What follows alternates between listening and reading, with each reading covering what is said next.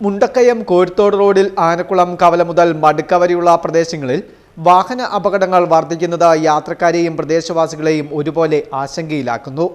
റോഡിന്റെ അശാസ്ത്രീയമായ നിർമ്മാണവും ഡ്രൈവർമാരുടെ അശ്രദ്ധയും അമിത വേഗതയുമാണ് ഈ മേഖലയിൽ അപകടങ്ങൾ പെരുകുവാൻ പ്രധാന കാരണം.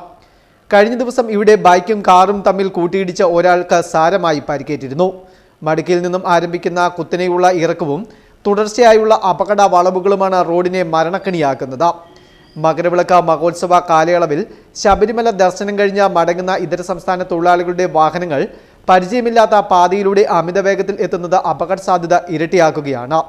2 വർഷം മുമ്പ് ശബരിമല സീസണിൽ പാറമടയ്ക്ക് സമീപം തീർത്ഥാടന വാഹനം ഇടിച്ച പ്രദേശവാസി മരണപ്പെട്ട സംഭവം ഇതിന് ഉദാഹരണമാണ്. പാറമട ഭാഗത്താണ് ഏറ്റവും കൂടുതൽ അപകടങ്ങൾ റിപ്പോർട്ട് ചെയ്യുന്നത്. മുൻപ് ഇവിടെ നിയന്ത്രണം വിട്ട കാർ താഴ്ചയിലേക്ക് മറിഞ്ഞ് വീട് തകർന്നെങ്കിലും വീട്ടിലുണ്ടായിരുന്നവർ അന്ന് അത്ഭുതകരമായി രക്ഷപ്പെട്ടിരുന്നു. റോഡിന്റെ ഒരു വശത്ത് വലിയ താഴ്ചയായതിനാൽ അപകടങ്ങൾ ഒഴിവാക്കുവാൻ ക്രാഷ് ബാരിയർ സ്ഥാപിച്ചിട്ടുണ്ടെങ്കിലും വലിയ വാഹനങ്ങൾ നിയന്ത്രണം വിട്ട് ഇടിച്ചാൽ ഇവ തകർത്ത് താഴേക്ക് പതിക്കുവാനുള്ള സാധ്യത നിലനിൽക്കുന്നുണ്ട്. വാഹനങ്ങളുടെ അമിത വേഗത നിയന്ത്രിക്കുവാൻ അടിയന്തര നടപടി സ്വീകരിക്കുക എന്നത് മാത്രമാണ് അപകടങ്ങൾ കുറയ്ക്കുവാനുള്ള ഏക മാർഗം. പ്രധാന വളവുകളിൽ സ്പീഡ് ബ്രേക്കറുകൾ, മുന്നറിയിപ്പ് ബോർഡുകൾ, റിഫ്ലക്ടറുകൾ എന്നിവ സ്ഥാപിക്കണമെന്നും പോലീസിന്റെയും മോട്ടോർ വാഹന വകുപ്പിന്റെയും പരിശോധന ശക്തമാക്കണമെന്നും പ്രദേശവാസികൾ ആവശ്യപ്പെടുന്നു.